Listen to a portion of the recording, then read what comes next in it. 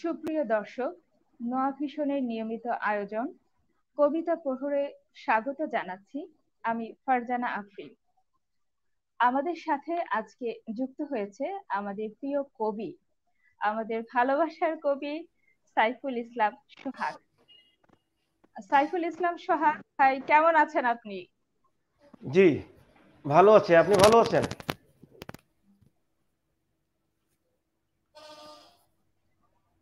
জি, ভালো আছি। আলহামদুলিল্লাহ ভালো আছি। তা আমাদের সাথে যুক্ত হতে পেরে কেমন লাগছে?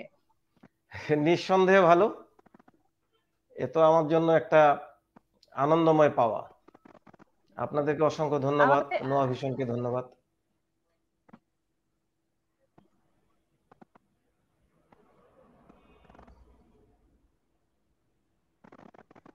আপনাকেও ধন্যবাদ আমাদের সাথে যুক্ত হওয়ার জন্য। আমরাও আপনাকে আপনাকে পেয়ে আমাদের অনুষ্ঠানটি আরো সুন্দর হয়ে উঠছে আশা করছি।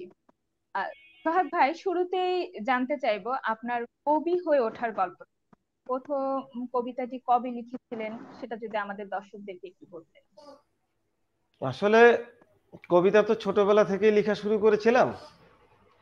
আমার প্রথম কবিতাটি সম্ভবত আমি যখন চতুর্থ শ্রেণীতে পড়ি তখন লিখেছিলাম। আর আমার প্রথম কবিতা প্রকাশ হয়েছে আমি যখন সপ্তম শ্রেণীতে পড়তাম। তখন আমার এলাকার এক বড় ভাই একটা স্থানীয় ঈদ উপলক্ষে একটা সংকলন বের করেছিল। আমার বড় ভাই আনিসুজ্জামান নতুন, আমার মনে আছে তার নাম, সম্পাদক ছিলেন তিনি। সেখানে আমার ঈদের প্রথম ছড়াটি ছাপা হয়। তখন থেকে নিয়মিত লিখছি, এখনো লিখছি, ইচ্ছা আছে ভবিষ্যতেও লিখে যাওয়ার।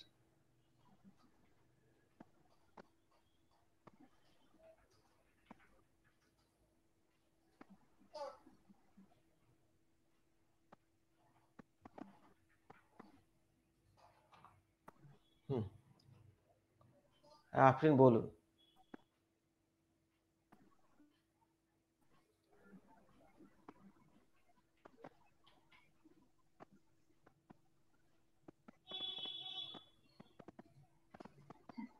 তো আপনি তো অনেক, যখন আমরা খেলা করার বয়স, একদম আমাদের শৈশব বলতে গেলে, যখন আমরা খেলা করছি, যখন আমরা দুষ্টুমি করে কাটাচ্ছি, তো সেই সময়টাতে হচ্ছে আপনি কবিতা লেখা শুরু করেন এবং সপ্তম শ্রেণীতে আপনার প্রথম কবিতা প্রকাশিত হয়। তো এই অনুভূতিটা এখন আমাদের বর্তমান সময়ে যে শিশুরা আছে তারা তো এখন অনেক মানে এই সুযোগগুলো হচ্ছে না কিংবা তারা করছে না।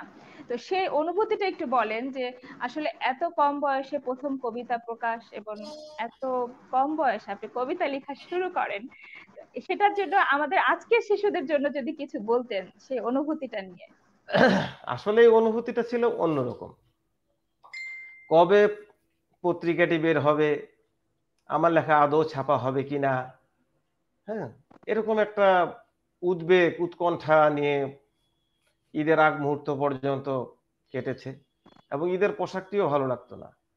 হ্যাঁ, তো ঈদের আগের দিন যখন সংকলনটি হাতে পেলাম, আমার কাছে মনে হয়েছে যেন একটা জাদুর বাক্স। আমি পেরেছি, আমি পেরেছি, আমি হয়তো ঠিকই পেরে গেলাম।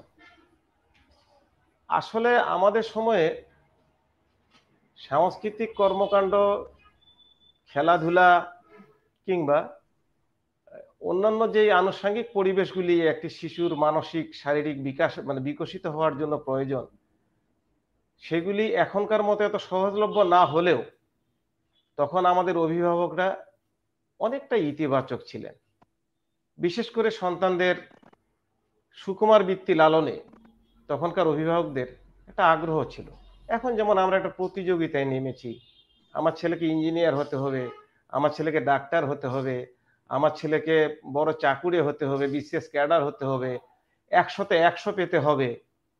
তো এখন দেশ যারা চালাচ্ছে, এখন মেধার পরিধিতে আমরা যাদেরকে খুঁজে পাই, শিল্প সাহিত্য, হ্যাঁ, শিক্ষাঙ্গন, সবকিছুতেই যাদেরকে পাই, এমনকি রাজনীতিতেও যে মেধাবীদেরকে পাই, এরা হয়তো 100তে 100 পায়নি, কিন্তু দেশ কিন্তু চলছে। ক্রীড়াঙ্গন থেমে নাই, শিক্ষাঙ্গন থেমে নাই। এখন আমাদের অভিভাবকদের যেই সন্তানকে 100তে 100 নেওয়ার যে প্রবণতা, যার কারণে সন্তানটির শিল্প সংস্কৃতি, পত্রিকা, সাহিত্য পাতা, শিশুদের পাতায় মনোযোগ দেওয়ার সুযোগটা অনেকাংশেই কম। এর পাশাপাশি চলমান একটি দৈন্যতা আমাকে খুব পীড়িত করে, সেটা হচ্ছে যে এই যে করোনার সময়ে এই যে কঠোর লকডাউন, মানে শিথিল লকডাউন, শিক্ষা প্রতিষ্ঠানগুলি বন্ধ, এই সুযোগে অনলাইন গেমগুলি আমাদের শিশুদের সময়টা এত নিখুঁতভাবে চুরি করে নিয়েছে যে তাদের ছড়া, ছন্দ, কবিতা, ছবি আঁকা এসবের আর ঝোঁক নেই, সময় নেই। প্রবলেমটা এখানে। মানে সাইফুল ইসলাম সোহাগ ভাই, আমি যেটা বলবো যে আপনি খুব সুন্দর একটা পয়েন্টে কথা বলেছেন যে আসলে আমরা মারা, আমরা অভিভাবক যারা আছি, তারা বাচ্চাদেরকে 100তে 100 পাওয়ানোর জন্য যে চেষ্টা বলেন, যে প্রতিযোগিতা বলেন, যে নামছি, যাতে করে আমাদের সন্তানদের যে সুকুমার যে বৃত্তিগুলো সেটা কি হচ্ছে, নষ্ট হয়ে যাচ্ছে। তো আপনি তো আহ, এগিয়ে গিয়েছেন, কবিতা লিখছেন, কবিতা আপনার কিছু কবিতা আমাদের হাতে এসে পৌঁছেছে। দর্শক, আমাদের হাতে কবি সাইফুল ইসলাম সোহাগের বেশ কিছু কবিতা এসে পৌঁছেছে, সেখান থেকে একটি কবিতা পড়ছি। সেই কবিতার পরে আমরা আবার সাইফুল ইসলাম সোহাগের কাছ থেকে তার কবিতার বিষয়ে অনেক কিছু শুনবো।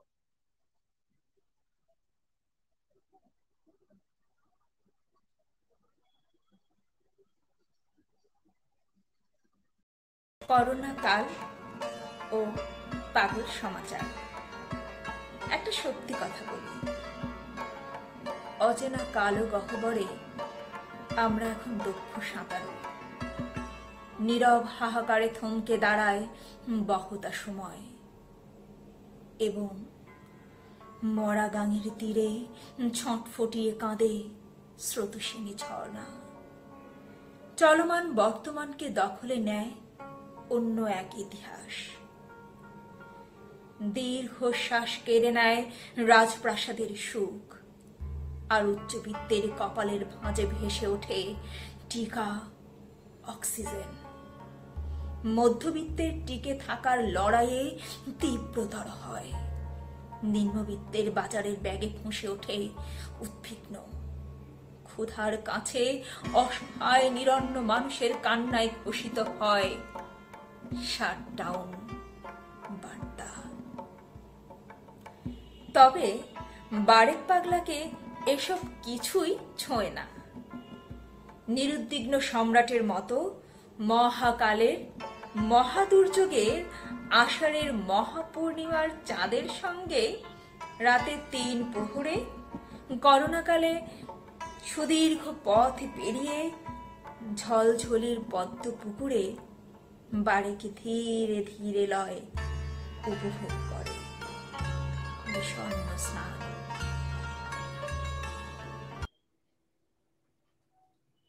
অনেক ধন্যবাদ। আপনার আপনার এত সুন্দর লিখনে, এত সুন্দর ছন্দের খেলা আমি আবৃত্তি করে আমার সত্যি খুবই ভালো লেগেছে। আশা করছি আমাদের যারা দর্শক আছে তাদেরও খুব ভালো লেগেছে।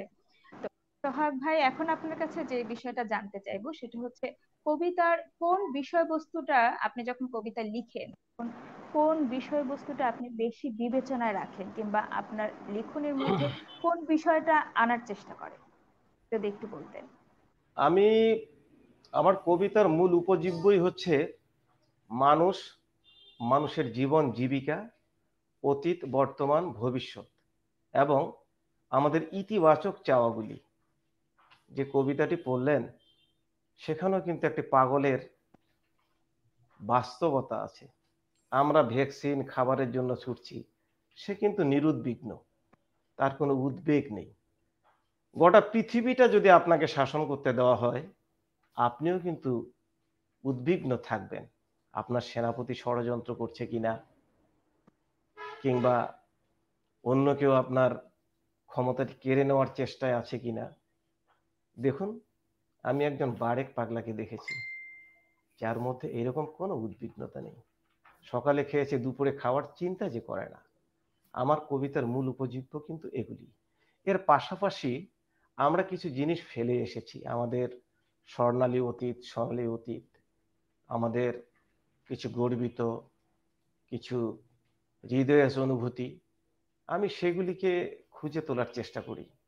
আমার কবিতার মধ্যে আপনি পাবেন, আমার কাব্যগ্রন্থগুলি যদি পড়েন তবে দেখবেন যে আমি আসলে অতীতের সঙ্গে বর্তমানের যেই সাংঘর্ষিক বিষয়াবলী চমৎকার করে তুলে ধরার চেষ্টা করেছি মাত্র। আসলে আমি তো কবি নই, আপনি যদিও কবি বলছেন, আমি কবিতা লিখার চেষ্টা করি মাত্র।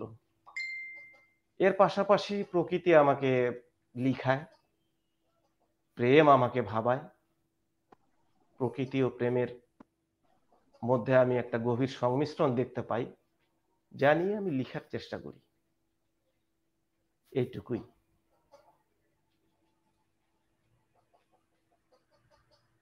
এবার আপনার কাছে যে বিষয়টা একটু জানতে চাইবো সেটা হচ্ছে কবিতা যখন লিখছেন আপনার কাছে কি মনে হচ্ছে, মানুষ কি কবি হয়ে জন্মায় নাকি জন্মের পর কবি হয়ে ওঠে? আপনার কাছে কি মনে হয়? আসলে মানুষ কবি হয়ে জন্মায় না, মানুষ মানুষ হয়ে জন্মায়। আর জন্মের পরে মানুষ যখন মানুষ হয়ে জন্মায়, যখন পর্যন্ত তার শৈশব থাকে, সত্য কথা বলতে কি, যখন পর্যন্ত সে এই নিষ্পাপ থাকে, তখন সে প্রকৃতই মানুষ। আর প্রকৃত মানুষরাই প্রকৃতই কবি। অতঃপর যে সে যখন তার পরিবেশের পারিপার্শ্বিকতায় বেড়ে ওঠে, তখন সে ভাবতে শেখে, বলতে শিখে, সে তার ভাবনাগুলিকে প্রকাশ করতে শেখে। আমরা কবিরা করি কি, আসলে আমরাও আমাদের ভাবনাগুলিকে প্রকাশ করি। কেউ মঞ্চে দাঁড়িয়ে বক্তব্য দেয়, কোনো শিক্ষাবিদ গবেষণা করে তার গবেষণাটি উপস্থাপন করে, আমরা একটু ছন্দ মিলিয়ে ছন্দের সঙ্গে তালে লয়ে সুরে সুরে শুধুমাত্র মানুষকে বলার চেষ্টা করি মাত্র। যে মানুষটি জীবনকে উপলব্ধি করে, শাশ্বত সুন্দরকে উপলব্ধি করে, যে মানুষটি কল্যাণকামী, মানবিক বোধ যার মধ্যে আছে, সেই মানুষটি নিষ্পাপ জীবন থেকে বাস্তবিক জীবনে প্রবেশ করতে করতেই কেউ কেউ কবি হয়ে ওঠে, কেউ হয়তো হয় না। কিন্তু কবিতার কাব্যিক সত্তা সবাইকে ছুঁয়ে যায়। একটা সময়ে সবাই কবি। ওই যে বলে না, 18 বছর বয়সটা দুর্দান্ত বয়স, এ বয়সে সবাই দু এক লাইন লিখেই ফেলে, ঠিক আপনার মতো কাউকে নিয়ে। ধন্যবাদ সাইফুল ইসলাম সোহাগ আপনাকে, যে এত সুন্দর করে আমাদের দর্শকদেরকে কিভাবে কবি হয়ে ওঠা হয়, আসলে এক মানুষের সুচিন্তা, মানুষের চিন্তা শক্তিকে কিভাবে কবিতার মাধ্যমে প্রকাশ করে, এবং আমরা যারা কবিতা আবৃত্তি করছি, কবিতা পাঠ করছি, তারা যে আপনারা কবিতা লিখছেন, আমরা সেটা পাঠ করছি, সবার মাঝে ছড়িয়ে দেওয়ার চেষ্টা করছি, আমরা আসলে সমাজ নিয়েই কাজ করছি। সুচিন্তা যদি না থাকতো তাহলে হয়তো বা আমরা সমাজ নিয়ে কাজ করতে পারতাম না। খুবই ভালো লাগলো আপনার এত সুন্দর করে সাজিয়ে গুছিয়ে কথাটার জন্য। আর এখন যেটা বলবো সেটা হচ্ছে, ছাত্র জীবনে কাদের কবিতা বেশি পড়তেন? এ কথা তো আসলে বলার অপেক্ষা রাখে না। আমাদের বাংলা ভাষায়, বাংলা ভাষা যতদিন থাকবে, কবিগুরু রবীন্দ্রনাথ ঠাকুর, আমাদের বিদ্রোহী কবি, জাতীয় কবি কবি নজরুলকে অস্বীকার করার কোনো উপায় নেই। যে কবি হয়ে উঠে তারও ডানে বামে থাকে রবীন্দ্রনাথ, নজরুল। যে কবি হয় না তারও কাছে রবীন্দ্র নজরুল থাকে। রবীন্দ্র নজরুল দিয়েই যখন শুরু, তা বাকিদের কথা তো বলতেই হয়। আবেগতাড়িত করতে অনেকেই, অনেকের অনেকগুলি কালোত্তীর্ণ কবিতা আমাকে আবেগতাড়িত করেছে, অনুপ্রাণিত করেছে, লিখার সাহস জুগিয়েছে। এর মধ্যে সুনীল গঙ্গোপাধ্যায়, শামসুর রহমান, আল মাহমুদ, ইনারা সবই কালোত্তীর্ণ কবি। আহমেদ রফিক, সবার কবিতা ভালো লাগতো, সবার কবিতা পড়তাম। হেলাল হাফিজকে তো খুব আপনজনই মনে হয় এখন। আমি খুঁজি, হেলাল হাফিজ থাকেন তোপখানা রোডের কোনো এক আবাসিক হোটেলে, আমি মাঝে মধ্যেই প্রেস ক্লাবের পাশ দিয়ে হাঁটি আর একজন হেলাল হাফিজকে খুঁজি। মাত্র কয়েকটি শব্দে যিনি একটি বিখ্যাত কবিতা লিখেছেন, নিউটন বোমা বোঝো, মানুষ বোঝো না। কিংবা সেই ছাত্র জীবনের সেই অনুপ্রেরণা, এখন যৌবন যার, মিছিলে যাবার তার শ্রেষ্ঠ সময়। কিংবা এক বিকেলে মেলায় কেনা খাম খেয়ালি তাল পাখাটা, খুব নিশীথে তোমার হাতে, কেমন আছে পত্র দিও। এরকম অনেকেই অনেকেই অনেকেই অনেকভাবে কত জনের নাম বলবো এই সীমিত পরিসরে সীমিত সময়ে। এরা এত শ্রদ্ধাভাজন, এত প্রিয়, এত আপনজন, কখনোই মনে হয় না যে রবীন্দ্রনাথ নেই, কখনোই মনে হয় না নজরুল নেই। যখনই কোনো সমাজের অসঙ্গতি দেখি, মনে হয় নজরুল আমার ঠিক পাশে আছে। মহাবিদ্রোহীর অনক্লান্ত, আমি সেই দিন হব শান্ত। আসলে কথা বললে তো অনেকই বলা হবে, তাহলে আপনার সময়ের সংকট বাড়বে। তার চেয়ে বলুন না পরবর্তী। না, আমাদের সময় সংকট বাড়বে না। আমরা আজকে আপনাকে শুনতে এসেছি। আপনার আপনার মনের কথা, না বলা কথা, সকল কথাই আমরা আজকে আমাদের দর্শকদের সামনে উপস্থিত করার জন্য এসেছি। তো এখন যেহেতু আগে সবার কবিতা পড়েছেন, এখন কি এমন কিছু আছে যে না এর কবিতা এখন বেশি পড়ছি, বেশি আমাকে ভালো লাগছে, এরকম কিছু কি আছে? এখন কার কবিতা বেশি পড়া হয়? আসলে সত্য কথা বলতে কি, আমরা একটা জেনারেশনের পরে, রবীন্দ্র যুগ নজরুল যুগের পরে, শামসুর রহমান আল মাহমুদদের পরে, সুনীল গঙ্গোপাধ্যায়, শক্তি চট্টোপাধ্যায়, হ্যাঁ, রুদ্র মোহাম্মদ শহীদুল্লাহ, জয় গোস্বামী, এদেরও পরে এখন আসলে বিমূর্ত কবিতার যুগ। এখন আমাদের প্রতিষ্ঠিত কবিরা সবাই বিমূর্ত কবিতা লিখছেন, যার ফলশ্রুতিতে আমরা কিছুটা সংকটকাল অতিক্রম করছি। বিশেষ করে যারা কবিতা প্রেমী, যারা, আমরা একটা সংকটকাল অতিক্রম করছি। বিশ্বাস করতেও কষ্ট হয় যে আমার প্রকাশক, আমার যেমন প্রথম কবিতার বই প্রকাশ হয় 2010 সালে, আমার প্রকাশক তিনি নিজেও কবি, কবি আব্দুল বাসার। তিনি তিনি লিখেছেন, তিনি বলতেন যে আমরা যখন কি যেন বলে এই প্রকাশনার জগতে আসি, ওই 80-র দশকে, এই শিকদার আব্দুল বাসার আমার প্রকাশক, তিনি খুব জোর দিয়ে বলতেন যে আমরা যখন প্রকাশনার জগতে আসি, 80-র জগতে, তখন সর্বাধিক বিক্রিত বই ছিল কবিতার বই। তখন ছেলে মেয়েদের মধ্যে কবিতা লিরিক ভাসতো। কবিতা লিরিক ভাসতো। এমন একটা পর্যায়ে হয়ে গেল যে কিছু কিছু রোমান্টিক কবিতা শেষ পর্যন্ত মূল বই থেকে বের হয়ে ছোট ছোট কার্ড আকারে বের হচ্ছিল।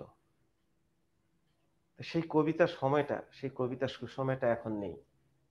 আমি আসলে কাউকে আঘাত করে বলছি না যে আমরা আসলে এখন বিমূর্ত কবিতার যুগে চলে এসেছি, যার কারণে সাধারণ পাঠকের কাছে অনেক ক্ষেত্রেই কবিতাটি আর বোধগম্য থাকে না। কবিতার ছন্দের দিক থেকে হয়তো কবিতাটি ভালো, কবিতার গুণের দিক থেকে কবিতা ভালো, সাহিত্যের বিচারে হয়তো কবিতাটি যোগ্য থেকে যোগ্যতর, কিন্তু সেটা যে কোনো কারণেই হোক পাঠকের কাছে পৌঁছচ্ছে না। আমি যদিও অখ্যাত একজন মানুষ, থাকি মফস্বলে, বাংলাদেশের একেবারেই উত্তর প্রান্তে ছোট্ট একটি জেলা শহরে, আমি কিন্তু এই বিষয়টিকে অনুভব করি। এটা হৃদয়ঙ্গম করেই আমি কিন্তু আমার কবিতাগুলিকে যথেষ্ট সহজবোধ্য করে লেখার চেষ্টা করি। একেবারে মানুষের কথাগুলি মানুষের মতো করে বলার চেষ্টা করি। এটাই হলো অবস্থাটা আর কি।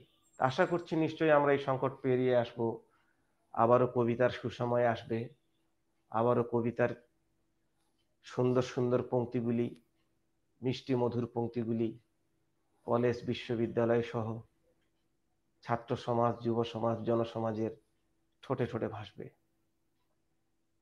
এই বিশ্বাসটুকু আছে। আমরাও আশা করছি আপনারা যারা কবি আছেন, আপনাদের ধরেই আমাদের কবিতা আবার আগের জায়গায় চলে আসবে। যেহেতু একদম ছোটবেলা থেকেই কবিতা লেখা, তো এই পর্যন্ত আপনার কয়টি কাব্যগ্রন্থ বেরিয়েছে যদি একটু বলতেন? আমার কাব্যগ্রন্থ বেরিয়েছে 2টি। প্রথম কাব্যগ্রন্থটি 2010 সালে বের হয়েছে ঢাকা বইমেলায়। সেটির নাম ছিল দুঃখ ভাসে পূর্ণিমাতে। আর দ্বিতীয় কাব্যগ্রন্থটি আমার বের হয়েছে 2017 সালের বইমেলায়। সেই কাব্যগ্রন্থটির নাম হলো দেখে যায় স্বপ্নের কারিগর। আসছে বইমেলায় যদি দেশের পরিবেশ পরিস্থিতি ভালো থাকে, অ্যাটলিস্ট আমরা যদি মনের দিক থেকে সুস্থ হয়ে উঠতে পারি, এই করোনা মহাদুর্যোগ থেকে আমরা যদি উদ্ধার পাই এবং মনের দিক থেকে যদি আমরা সাবলীল অবস্থায় আসতে পারি, আমার চেষ্টা আছে, কয়েকজন প্রকাশক ইতিমধ্যে আমার সঙ্গে যোগাযোগ করেছেন, হয়তো এবার আমার একটি কাব্যগ্রন্থ বের হবে। এর পাশাপাশি আমাদের 4 জন কবি বন্ধু একসঙ্গে, আমাদের নামেরও মিল আছে। আমার যেমন দেখছেন সাইফুল ইসলাম সোহাগ, সাইফুল সোহাগ, ঠিক সেরকম সব সদি, ডাকনামও সহ মূল নামও সহ, এরকম 4 জন বন্ধুর 4 এবং 52টি কবিতা একত্রিত করে প্রকাশ হওয়ার একটা সম্ভাবনা আছে। দোয়া করবেন ইনশাল্লাহ। তো আমি 2010 সালে কাব্যগ্রন্থ একটা প্রকাশিত হয়, এরপরে প্রকাশিত হয় 2017 সালে। মাঝে এই 6 বছর তেমন কি কবিতা লেখা হয়নি, নাকি ব্যক্তিগত কাজে একটু ব্যস্ত ছিলেন, সেটা যদি একটু বলতেন।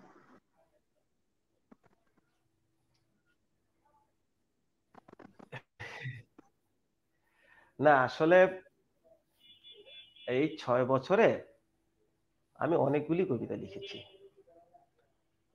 কবিতা লিখেছি। লেখালেখি তো বন্ধ হয় না। আসলে একটা নির্মম সত্য কি, লেখা যেমনই হোক, কেউ যখন একবার কলমে মনের কথাগুলি কাগজে পাঠানোর চেষ্টা করতে পারে, সে চেষ্টা করতেই থাকে।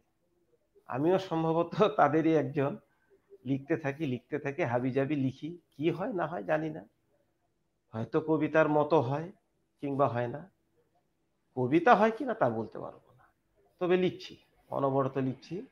তো ইদানিং একটা বড় সুবিধা কি, যেমন এই যে ভার্চুয়াল প্ল্যাটফর্মগুলি গড়ে উঠেছে, যেমন একটা সামাজিক যোগাযোগ মাধ্যম ফেসবুকের কল্যাণে, ফেসবুকে আমরা নিয়মিত কবিতা পোস্ট করি, এত করে পাঠকদের অনুভূতিগুলিও বুঝতে পারি।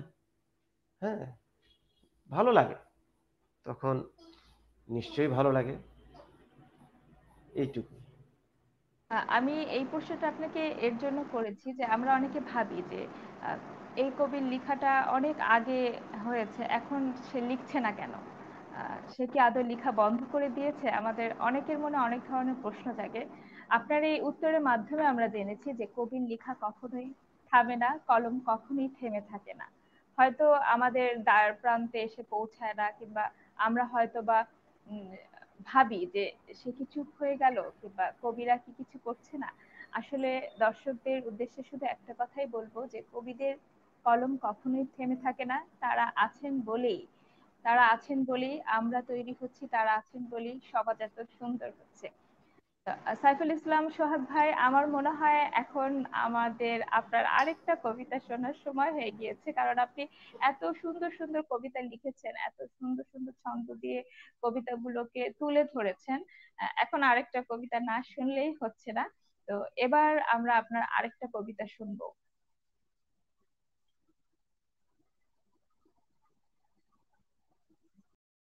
প্রশ্ন যখন প্রশ্নবোধক, আমি এখন যাচ্ছি কোথায় জানো, সেথায় আমি যাচ্ছি কেন জানো, ওখানেতে থাকবো কদিন জানো, ফেরার তারিখ দিন কি তুমি জানো, জবাব দিলে 100 গোলাপ দেব, সঙ্গে না হয় সবুজ পাতাও দেব। বিকেল রোদে মনটা উদাস কেন, চোখের কোণে বর্ষা ভাসে কেন, মনের ঘরে সন্ধ্যা আধার কেন, ছন্দগুলো হারিয়ে গেল কেন, জবাব দিলে ময়ূর পালক দেব, সঙ্গে প্রভাত রবির কিরণ দেব। জীবন আমার কাটছে কেমন বলো, সময়গুলো কেমন কাদায় বলো, স্মৃতির মালা বুনছি কেন বলো, ভাবনাগুলো লুকায় কোথায় বলো, জবাব দিলে শরৎ শিশির দেব, সঙ্গে মুঠোয় মেঘের তুলো দেব। প্রশ্ন হাজার, জবাব কি তার আছে? চাইছি জবাব লাজবাবের কাছে।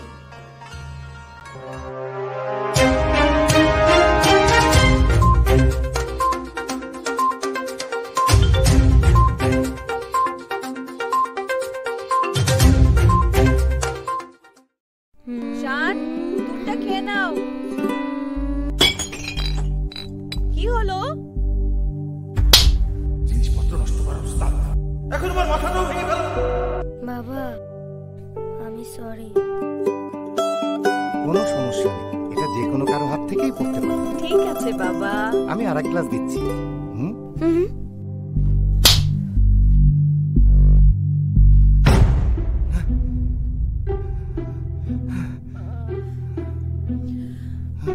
আবারও?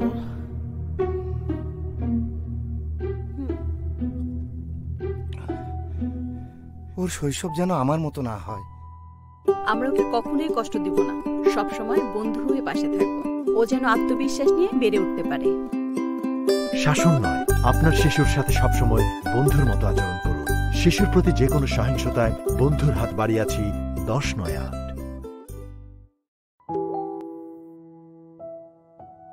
আজকের পত্রিকা পড়েছিস? দেখ, সোশ্যাল মিডিয়াতে আজে বাজে ফ্রেন্ড রিকোয়েস্ট পাঠায়, আর কি যে সব হচ্ছে। সাবধানে থাকিস, বুঝলি? বাবা, তোমার মেয়ে কি কখনো অচেনা মানুষের সাথে বন্ধুত্ব করতে পারে?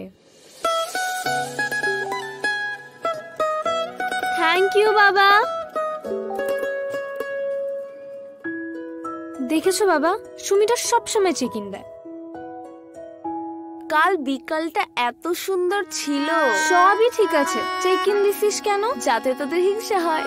কিন্তু দোস্ত, বিপদ তোর বলে কই আসে না। চেক ইন দেয়া মানে বিপদকে পথ চিনিয়ে নিয়ে আসা। আচ্ছা ঠিক আছে, আর চেক ইন দিব না। তাইলে একটা সেলফি হয়ে যাক, কিন্তু নো চেক ইন। ঠিক আছে, এখন এইদিকে তাকা। সোশ্যাল মিডিয়াতে বন্ধু নির্বাচন ও চেক ইন দেয়া থেকে সাবধান। যে কোনো অভিযোগে বন্ধুর হাত বাড়িয়েছি 1098। Hi guys. ক্রিং ক্রিং ক্রিং ক্রিং। হ্যালো, এটা কি 1098? জি বন্ধু, আমার মনটা খুব খারাপ। কি হয়েছে? বাবা মা আজকেও ঝগড়া করছে। প্রতিদিন ভালো লাগে সব। মন খারাপ করো না, তোমার এই খারাপ লাগাটা মা বাবার কাছে খুলে বলো। ওরা সবসময় আমাদের ভালো চায়, দেখবে তোমার কথা ঠিকই বুঝবে। বন্ধু, আঙ্কেল না আমাকে অনেক আদর করে। বড় তো আদর করেই, বাবা মা কত আদর করে। না না, এটা অন্যরকম। আমাকে খুব ব্যথা দেয়, আমার খুব ভয় হয়। তুমি তোমার বাবা মাকে বলেছো? বাবা মাকে কিচ্ছু বলিনি। যদি বকা দেয়? আমি তোমার বাবা মাকে সব কিছু বলি। অনেক কথা শিশু কিশোররা মুখ ফুটে বলতে পারে না। তাদের সেই কথাগুলো শুনে পারিবারিক ও সামাজিক সমস্যায় শিশুদের মনোসামাজিক সহায়তা দেয়া, আইনি সহায়তা প্রদান ও প্রয়োজনে উদ্ধার কাজ পরিচালনা সহ অন্যান্য প্রয়োজনীয় সেবা নিয়ে বিপদে ও প্রয়োজনে বন্ধুর হাত বাড়িয়েছি 1098।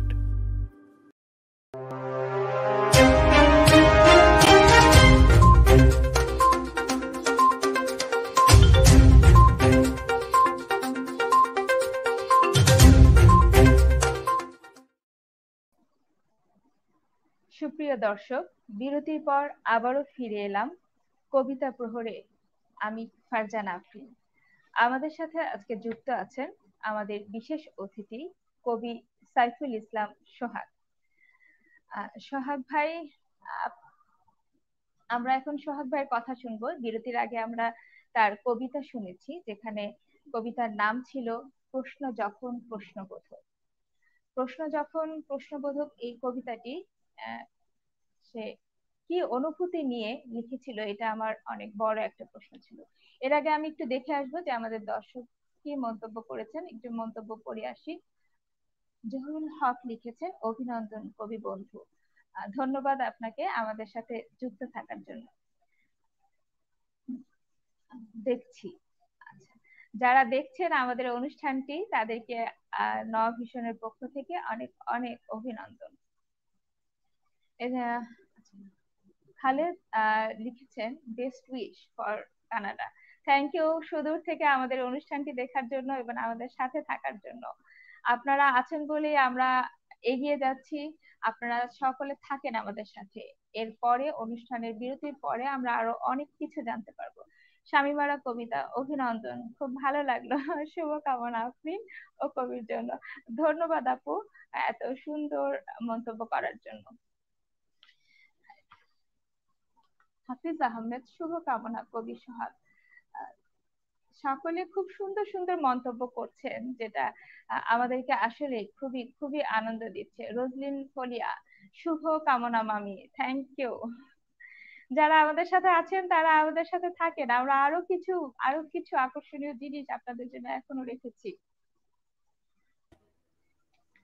আমাদের সাথে স্টুডিওতে আবার যুক্ত হচ্ছেন আমাদের প্রিয় কবি সাইফুল ইসলাম সোহাগ।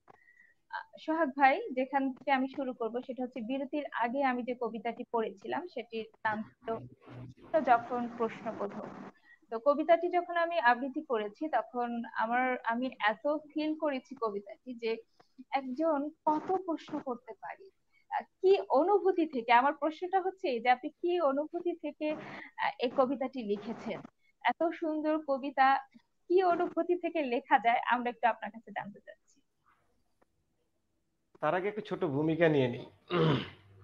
ওই যে সুমন চট্টোপাধ্যায়ের একটা গান আছে না, প্রথমত আমি তোমাকে চাই, দ্বিতীয়ত আমি তোমাকে চাই। আমরা কিন্তু অনেকটাই মনে করতাম যে এইটা সেটা ইত্যাদি ইত্যাদি ইত্যাদি, সে তার প্রেমিকাকে কত নিবিড় ভাবে চায়। তো আনন্দবাজার পত্রিকার একটা সাক্ষাৎকারে আমার একটু সন্দেহ হলো তার সাক্ষাৎকার পড়ে, যে আদৌ কি তিনি কোনো তুমিকে নিয়ে লিখেছেন? এই তুমি কি সত্যিই একজন শরীরী তুমি? বিষয়টা কিন্তু ঠিক এরকম। আসলে কবি যা লিখে বা লেখকরা যা লিখে, গল্পকাররা যা লিখে, এরা আসলে অনেকের জীবন দেখে, অনেক ঘটনার প্রভাব থাকে। এই কবিতাটি আমি লিখেছি আমার মতো করেই।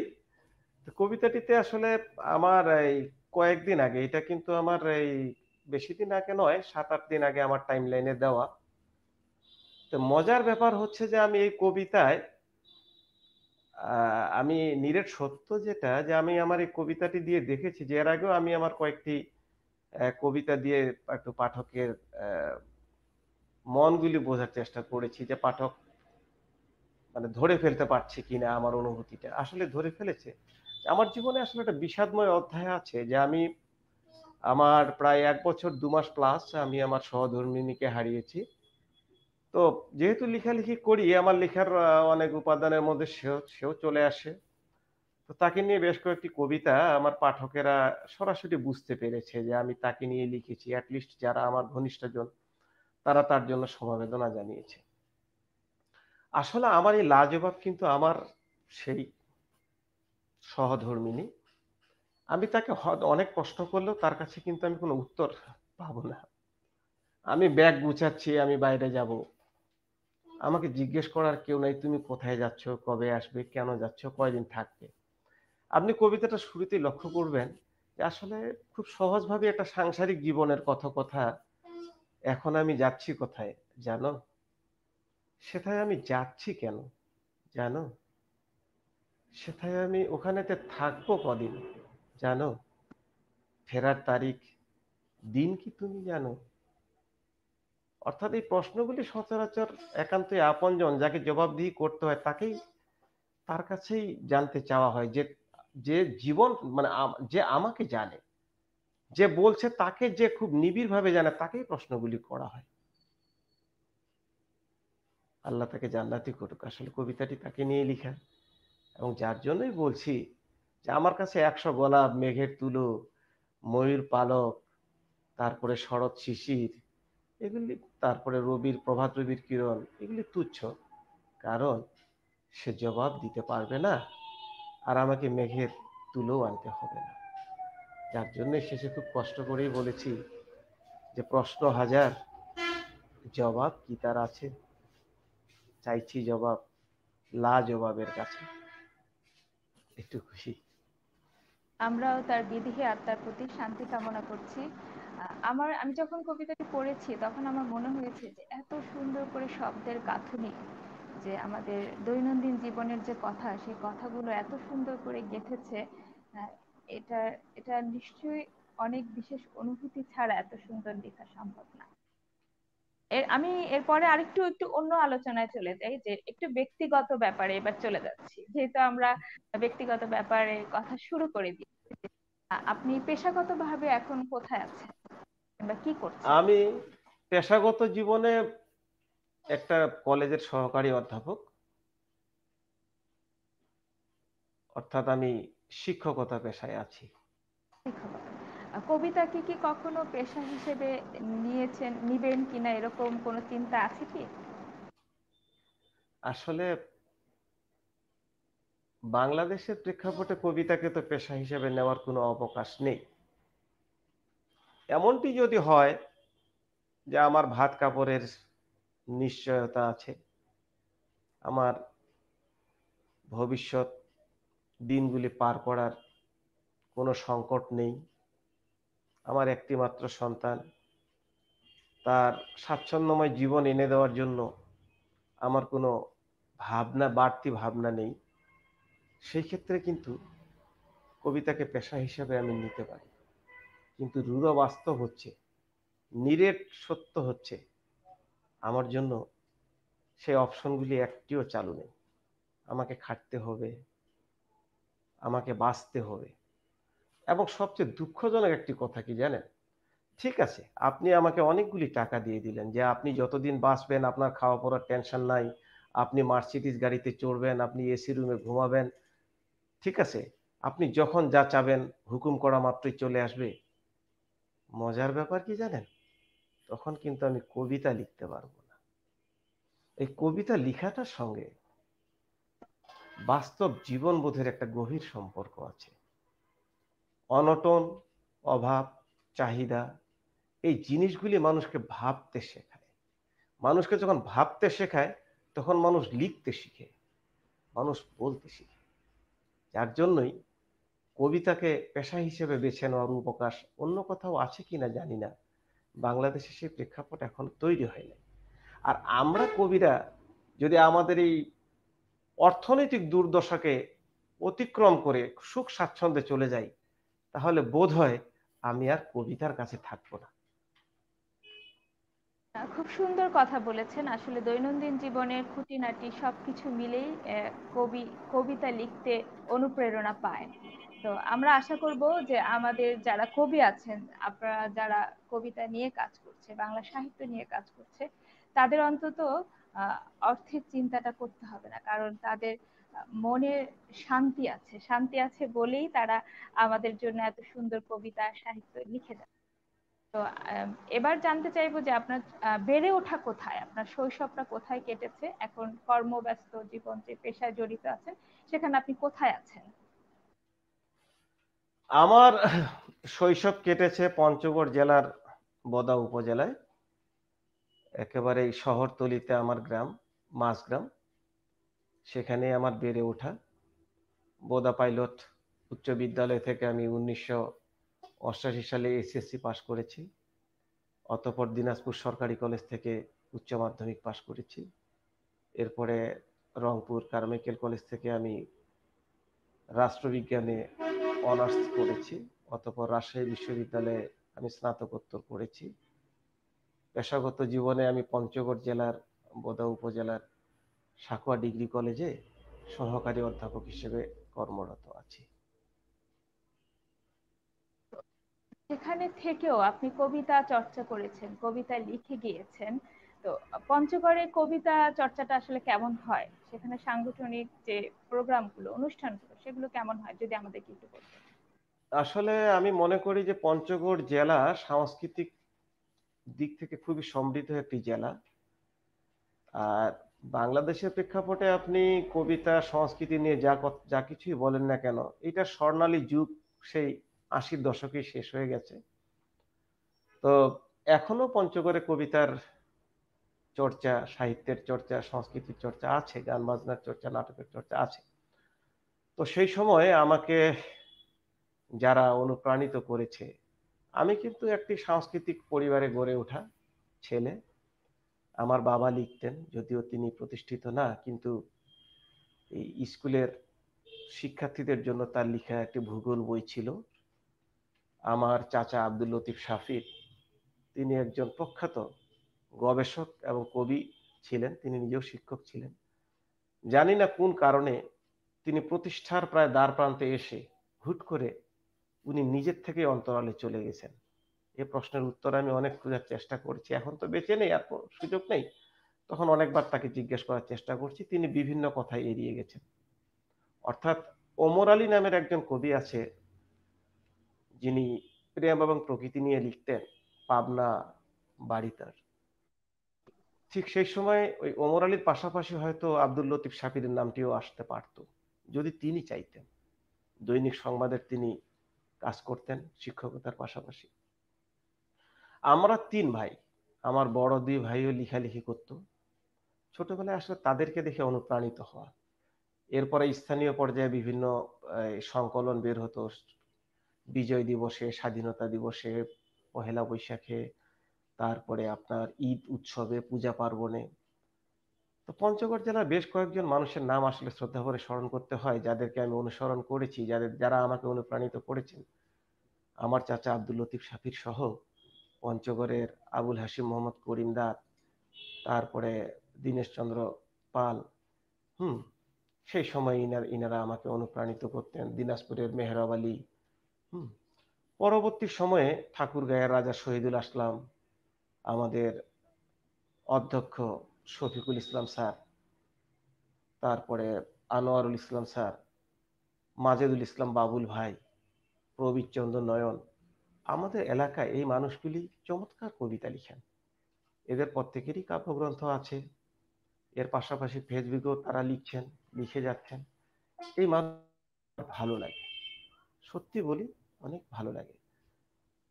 আর বর্তমান সময়ে যদিও আমরা অনেকটা গ্লোবালাইজেশন, তারপরও আমরা যারা প্রান্তিক জনপদে থাকি, প্রান্তিক কবি, বিশেষ করে মফস্বল শহরে থাকি, আমাদের রাষ্ট্রীয় প্রতিষ্ঠা অর্থাৎ পাঠক মহলে পৌঁছানোর যেই প্রতিষ্ঠাটা, পাঠকের কাছে পৌঁছে যাওয়ার যে সহজ মাধ্যম, জাতীয় দৈনিকগুলির ঈদ সংখ্যা কিংবা এই সাহিত্য সাময়িকীর পাতায় আমাদের ঢোকাটা অনেক কষ্টকর।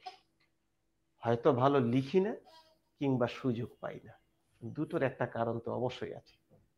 খুব আবারও জোর দিয়ে বলছি, হয় আমরা ভালো লিখি না, নচেত আমরা সুযোগ পাই না। তবে যদি সুযোগ পাই, হয়তো আমরাও ভালো লিখতে পারবো, এটুকু। সাইফুল ইসলাম সোহাগ, আপনারা অবশ্যই খুবই ভালো লিখেন, আপনারা সুযোগও পাবেন ইনশাল্লাহ। এবার আপনার ছোটবেলা থেকে মানে সাংস্কৃতিক পরিবারই আপনার বেড়ে ওঠা, যেটা আপনাকে লিখতে অনুপ্রেরণা জুগিয়েছে, এটা আমরা বুঝতে পেরেছি। আর আমরা যখন অনুষ্ঠান চলছে শুরু থেকে মাঝে মাঝে আপনাকে 2-1 লাইন কবিতা বলতে শুনেছি। তা আমার মনে হয়েছে যে আপনি কবিতা পাঠও খুব ভালো করবেন। এ পর্যায়ে আপনার কাছে আপনার আপনার পছন্দের কিংবা আপনি লিখেছেন যেটা আপনার খুব ভালো লাগে এরকম একটা কবিতার কিছু লাইন আমরা শুনতে চাই, আমাদের দর্শকরা শুনতে চায় আপনার কাছে। হ্যাঁ, ধন্যবাদ আপনাকে। আসলে যে কবিতাগুলি আপনি চমৎকার আবৃত্তি করেছেন, সেগুলি তো খুবই সুন্দর আবৃত্তি করেছেন, এবং সেগুলিতে আসলে পাঠকদের জন্য আনন্দময় তেমন কিছু ছিল কিনা জানি না। তো আমার কাব্যগ্রন্থ দেখে যায় স্বপ্নের কারিগর থেকে পৃষ্ঠা নাম্বার 38, একটি কবিতা আমি আসলে আবৃত্তি তো করতে পারবো না, আপনি যে আবৃত্তি করেছেন তাতে করে আমার মানে কবিতা পাঠ করা উচিত। আমরা কবির মুখ থেকে এই কবিতা শুনতে চাচ্ছি, কবি কবিতাকে কিভাবে আমাদের কাছে উপস্থাপন করবে সেটাই জানার আগ্রহ। ঠিক আছে, আমি চেষ্টা করছি একটা কবিতা পাঠ করার। কবিতাটির নাম হলো অচল প্রেম কাব্য 1। তবুও তো হয় চোখের জলে করুণ অশ্রুমালা, হয়নি কেউ শেষ তোমার জন্যে প্রতীক্ষারী পালা। হারিয়েছে সব পাঠশালা বই সবুজ কিশোর বেলা, ফেলে এসেছি দিঘির জলে দস্যিপনার ভেলা।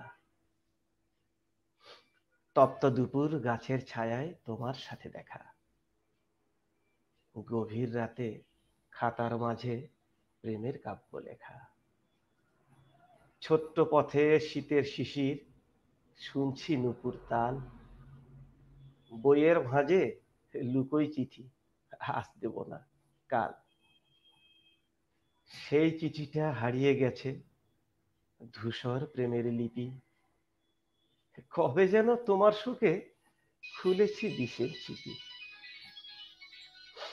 দিন মনে নেই ক্ষণ ভুলেছি এখনো হাত চুমি, ধানের খেতে রোদ বিছিয়ে আমার পাশে তুমি। বর্ষা জলে ছাতার তলে হাঁটছে গোলাপ ফুল, স্মৃতির পাতায় আজও কাদায় তোমার কানের দুল। ঘূর্ণি হাওয়ায় হারিয়ে গেছে তোমার পায়ের ছাপ, পথের ধারে বসছি তবু মনের অনুতাপ। লাল গাড়িতে আসবে ফিরে প্রহর গুনে রই, হু হু করে হৃদয় কাঁদে ফিরতি বাসে কই। ধন্যবাদ। অনেক অনেক সুন্দর আবৃত্তি শুনলাম আমরা আপনার কণ্ঠে। আপনার কবিতা আপনার কণ্ঠে যেন আরো বেশি সুমধুর, আরো শ্রুতি মধুর হয়ে উঠেছে। তো এবারে আপনার কাছে জানতে চাইবো যে আমাদের এই কবিতাঙ্গনকে, কবিতাকে এগিয়ে নেয়ার জন্য আমাদের আসলে কি কি করণীয় আছে, আমাদের কি করা উচিত যেটা আমরা করতে পারছি না কিংবা আমাদের করতে হবে বলে আপনি মনে করেন? প্রশ্নটি যদি নোয়া ভিশনের কর্মকর্তাদের জন্য হয় তাহলে বলবো যে আপনারা যা করার তা করছেন। আর প্রশ্নটি যদি সমষ্টিক হয় তাহলে আমি মনে করি যে যারা লিখছে এখন কিন্তু যারা লিখছে সবাই কোনো না কোনো ভাবে ভার্চুয়াল জগতের সঙ্গে তার সংযোগ কোনো না কোনো ভাবে রেখে যাচ্ছে। এইখান থেকে যদি কারো লেখা ভালো লাগে বা যারা ভালো লিখছে তাদেরকে কিন্তু জাতীয় প্ল্যাটফর্মগুলিতে একটু করে সুযোগ দেওয়া উচিত। আমি অনুযোগ করছি, আক্ষেপ করছি যে বিশেষ করে আমি বলবো যে আমাদের ছাপা পত্রিকার আবেদন এবং ছাপা পত্রিকার যেই শক্তি সেটা কিন্তু এখনো ফুরিয়ে যায়নি। আমি মনে করি যে বাংলা একাডেমি সহ সকল ভার্সনের, সেটা হলো প্রিন্টিং ভার্সন হোক অনলাইন ভার্সন হোক, যারা সাহিত্য সম্পাদক আছেন তাদের মফস্বলের কবি লেখকদের প্রতি একটু মনোযোগী হওয়া উচিত। সেই সঙ্গে যারা সংস্কৃতি কর্মী আছেন হৃদয়বান, যাদের সাপোর্ট দেওয়ার মতো অবস্থা আছে, ইনারা যদি এগিয়ে আসে তাহলে অন্তত জেলা পর্যায়ে, উপজেলা পর্যায়ে, বিভাগীয় পর্যায়ে যদি এরকম একটা প্রেক্ষাপট তৈরি হয় তাহলে কিন্তু আমি মনে করি যে আমাদের শিল্প সাহিত্যের যে দৈন্যদশা এটা অনেকটাই কাটবে। আমাদের আগামী প্রজন্মের জন্য বড্ড বেশি সাহিত্যমুখী হওয়া প্রয়োজন। আমাদের আগামী প্রজন্মকে বড্ড বেশি সংস্কৃতিবান হওয়া প্রয়োজন। তাদের আরো ভালো ভালো ক্রীড়াবিদ হওয়া প্রয়োজন। শিশুদের মনোদৈহিক বিকাশের জন্য আমার মনে হয় যে আমাদের খেলার মাঠ থেকে শুরু করে মঞ্চ, খেলার মাঠ থেকে শুরু করে মঞ্চ, মঞ্চ থেকে শুরু করে কাব্যগ্রন্থ, সব জায়গায় সবাইকে বিচরণের সুযোগ দেওয়া উচিত, সুযোগ সৃষ্টি করা উচিত। তবেই আমার মনে হয় যে আমাদের দৈন্যতাটুকু কেটে যাবে। আর এইটুকু নিশ্চিত করে বলতে পারি, বিশ্বাস নিয়ে বলতে পারি, জোর গলায় বলতে পারি, অত্যন্ত তীব্র স্বরে বলতে পারি, যদি কবিতা প্রহরগুলি গড়ে ওঠে, কবিতা যদি পাঠককে ছুঁয়ে যায়, আর মানুষের অন্তরে যদি কবিতার লিরিকগুলি আলোড়িত হয়, সুন্দর সমাজ ইনশাল্লাহ আমাদের হাতের মুঠোয় চলে আসবে। আমরা সেই সুন্দর সমাজের বাসিন্দা হয়ে যাব কোনো এক সময়। শুধু সেই দিনটির অপেক্ষা। আমরাও আশা করছি যে আমাদের এই অনুষ্ঠানের মাধ্যমে আপনার এই কথাগুলো সকলের কাছে পৌঁছে যাবে, আর আমরা কবিতার মাধ্যমে আমরা আমাদের সমাজকে আরো সুন্দর করে গড়ে তুলতে পারবো। তো আপনার এত কবিতা রয়েছে যে কবিতাগুলোর কথা বলে আসলে শেষ করা যাবে না। আমি আপনাকে বলবো না মফস্বল শহর, আমি এটাতে ভাগ করতে রাজি নই। আমার কাছে কবি কবি কবি আমার কাছে কবি যারা আজ বাংলা সাহিত্য নিয়ে কাজ করছে তাদের সম্মান কখনো শহর কিংবা গ্রামাঞ্চল মফস্বল বলে কিছু নেই আমি মনে করি। তো এবার আপনার আরেকটা কবিতা যেটা আমি আমার দর্শককে না শোনাতে পারলে আমার শান্তির জায়গাটা হয়তোবা থাকবে না। তো আমি এবার সাইফুল ইসলাম সোহাগের লেখা একটি ভিন্ন ধর্মী কবিতা পাঠ করব, যে কবিতার মধ্য দিয়ে তিনি আমাদের যে রূপালী পর্দার যে অতীত অবস্থান এবং বর্তমান অবস্থা তুলে ধরেছেন, সেরকমই একটি কবিতা এখন পাঠ করছি। লিখেছে সাইফুল ইসলাম সোহাগ। লজ্জারাঙা বধূ ঘোমটার আড়ালে উৎসুক চোখে অপেক্ষা করতে থাকে রূপালী পর্দায় কখন কবরী আসবে। ঘুমটি বাজে, একে একে নিভে যায় বিজলি বাতি। পর্দা জুড়ে শুরু হয় খানাতার সুজন সুখী। মফস্বল বিনোদনে নতুন মাত্রা আনে আমাদের মনোবি টকিজ। চায়ের স্টলে ম্যানেজার আসর জমায়, সাবানার কান্নার দাম লাখ টাকা, ববিতার হাসিতে হাউসফুল, রোজিনার রূপবান সুপার হিট। এভাবেই বছরের পর বছর চলে, আসিতেছে চলিতেছে দর্শকের অনুরোধে পূর্ণ শুভমুক্তি। প্রযুক্তির উৎকর্ষতায় ভিসিআরে আসে সীমান্ত পারের অশ্লীলতা। মন্দা বাজারে চাঙ্গা পর্দায় অঞ্জু আনে চাকবুম চাকবুম। রুচিশীল দর্শক হারায়, মহিলা দর্শক হারায়। ঋতুপর্ণা আসে, মন ময়ূরী আসে। আমাদের মনোবি টকিজ এখনো পাটের গুদাম।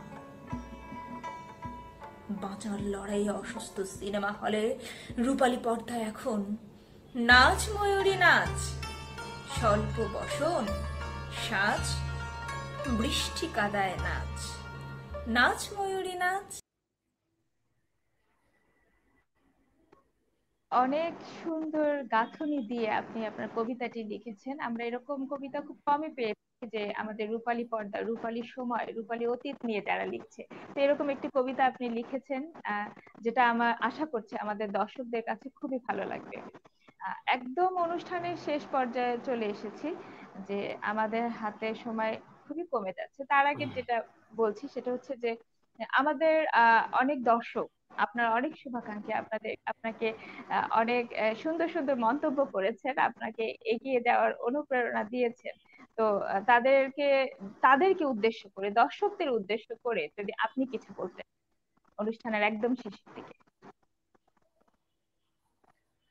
ধন্যবাদ আপনাকে, অসংখ্য ধন্যবাদ। আপনার সঙ্গে পাশাপাশি নোয়া ভিশনের সকল পর্যায়ের কর্মকর্তা কুশীলব সবার প্রতি আন্তরিক ধন্যবাদ। এবং আজকের এই অনুষ্ঠানটি যে সমস্ত দর্শক আন্তরিকভাবে অবলোকন করলেন, দেখলেন, আপনাদের প্রত্যেককেই আমার অন্তর থেকে ভালোবাসা জানাচ্ছি। আমি বিখ্যাত নই, আমি অখ্যাত মানুষ। এরকম একজন অখ্যাত মানুষ যাকে কিনা আজকের উপস্থাপিকা কবি বলেছে, আদৌ আমি কবি কিনা জানি না, আমার পাশে ছিলেন। আজকের অনুষ্ঠান আপনারা উপভোগ করেছেন। আপনাদের সবার জন্য আন্তরিক ভালোবাসা থাকলো। আপনারা সবাই ভালো থাকুন। আপনারা আমার জন্য দোয়া করবেন, আমি যেন লিখতে পারি। যদি ভালো লিখি নিশ্চয়ই আপনারা পাশে থাকবেন। সেই সঙ্গে সবার প্রতি আমার আহ্বান, চোখ রাখুন নওয়া ভিশনে, নওয়া ভিশনের সঙ্গে থাকুন, সুন্দর অনুষ্ঠান দেখুন। সবাইকে আন্তরিক ধন্যবাদ। অসংখ্য ধন্যবাদ কবি সাইফুল ইসলাম সোহাগ আপনাকে, আপনার এই মূল্যবান সময়টি আমাদেরকে দেওয়ার জন্য, আমাদের সাথে থাকার জন্য এবং এত সুন্দর সুন্দর কবিতা আমাদেরকে উপহার দেওয়ার জন্য। সুপ্রিয় দর্শক, যারা প্রথম থেকে এই পর্যন্ত আমাদের সাথে ছিলেন, আমাদের এই অনুষ্ঠানটি দেখেছেন, সুন্দর মন্তব্যের মাধ্যমে আমাদের অনুষ্ঠানটিকে আরো সমৃদ্ধ করেছেন, সকলকে নওয়া ভিশনের পক্ষ থেকে আবারও শুভেচ্ছা জানাচ্ছি। আমাদের যে নওয়া ভিশনের পেজ, আশা করব সবাই পেজে লাইক দিবেন এবং ইউটিউব চ্যানেলে সাবস্ক্রাইব করবেন। আমরা সব সময় আছি আপনাদের সাথে, আপনাদেরকে সুন্দর সুন্দর বা সুন্দর সুন্দর দিক তুলে ধরার জন্য আমাদের অনুষ্ঠানের মাধ্যমে আমরা সবসময় আপনাদের পাশে থাকবো। তো আজ এই পর্যন্তই। শুভরাত্রি। আল্লাহ হাফেজ।